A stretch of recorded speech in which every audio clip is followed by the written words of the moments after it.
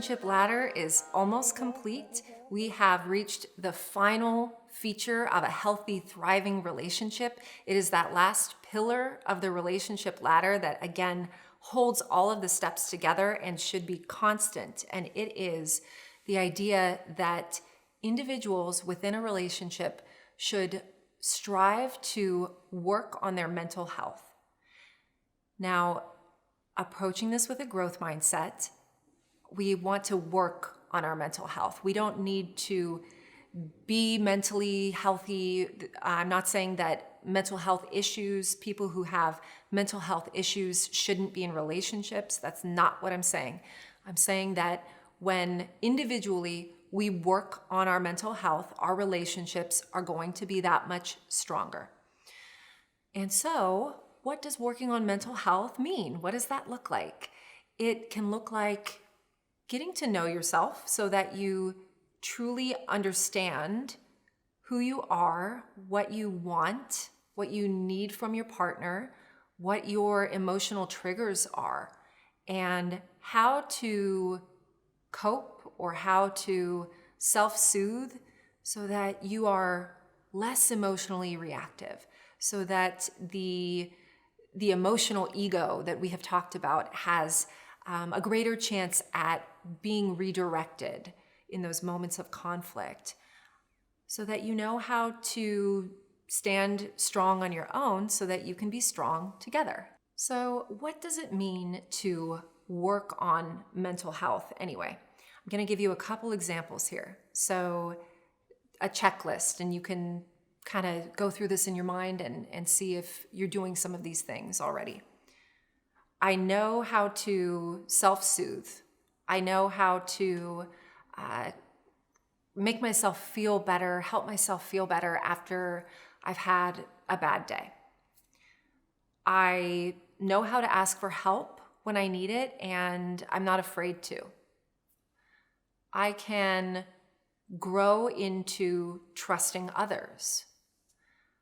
I know how to express my emotions and not project my emotions negatively onto other people. I know how to express my emotions so that I'm not hurting myself or hurting other people.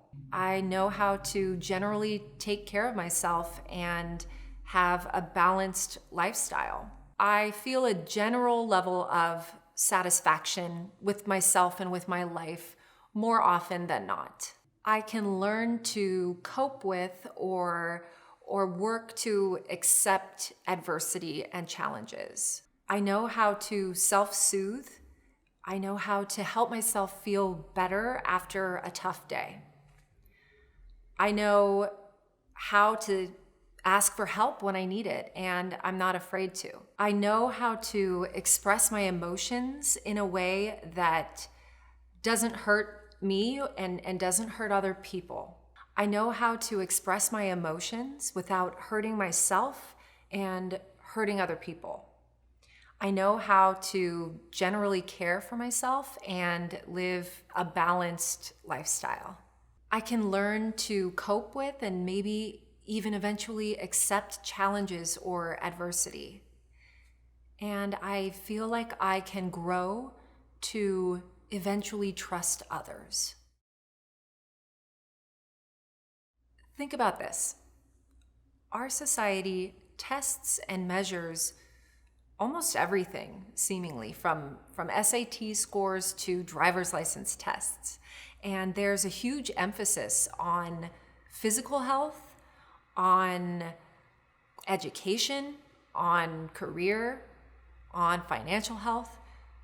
And recently, I think that we've made strides toward prioritizing mental health. Mental health is just as important. Working on your mental health is like fueling yourself to be able to move through every other facet of your life, to be more physically healthy, to work on your education and your career, and to be financially fit, right? So it all starts with mental health. And so if you had to take a test to show that you were working on your mental health, using some of the examples that I provided, do you think you would pass? if you had to take a test to show that you're working on your mental health and you had to take this test before you could enter into a relationship, would you pass? Now, I say this not to promote perfection. No one's perfect. We all struggle with mental health issues. There's no shame in that. I'm not saying, again, that emotions or mental health issues, that people that struggle with mental health issues shouldn't be in relationships. That's not what I'm saying. I'm asking you to consider how you're working on your mental health, because I think that we should be working on our mental health in order to show up in our relationships as a more whole individual, as a stronger individual that can withstand the bumps and hardships that relationships sometimes inevitably come with. So where do you start? Where can you start working on mental health? I would say a good place to start is to recognize your emotional triggers. So what upsets you more often than not? Do you get kind of short after a stressful day? Do you have a tendency to snap at your partner? What does that look like? You want to know that first yourself so that you can communicate that to your partner, to kind of let them know, hey, this is what's up. This is what's going on. I've had a hard day and I'm not in a good headspace right now. And so be warned. No, you don't want to say it that way, but I think you understand that sharing triggers is cluing your partner in. It's giving them the answers and saying, this is how I feel right now.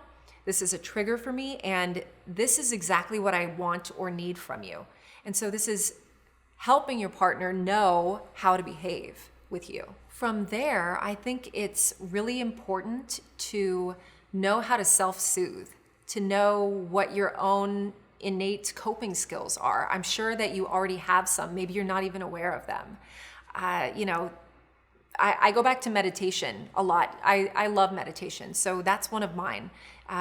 Meditation, or knowing how to distract yourself. What helps you after a bad day? Is it putting on your favorite movie? Is that what you need?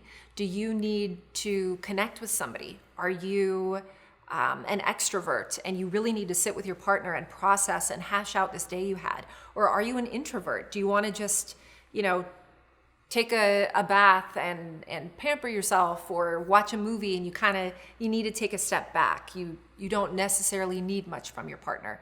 It's important to communicate that so that your partner knows, again, how to work with you during times of distress. Additionally, if you have never attended therapy before, therapy can be a great place to explore who you are, what you want, what you need from your partner. You can learn individual coping skills, learn how to better move through your bad days, and you can think of your therapist almost like an emotional tutor that is helping you find your unique strengths and work with those so that you are a better partner in your relationship.